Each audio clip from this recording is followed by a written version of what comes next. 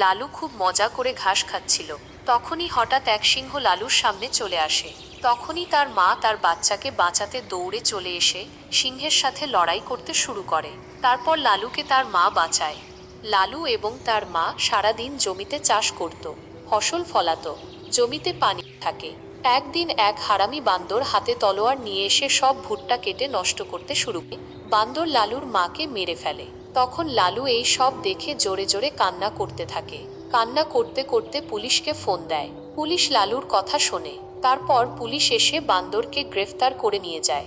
লালুকে এক কৃষক বড় করে তাকে দিয়ে সারাদিন কাজ করায়, একটুও বিশ্রাম করতে দেয় না। সারাদিন তাকে বকাঝকা, চিৎকার চেঁচামেচি করে। কৃষক হঠাৎ করেই অসুস্থ হয়ে পড়ে। তখন লালু তাকে ডাক্তারের কাছে নিয়ে যায়।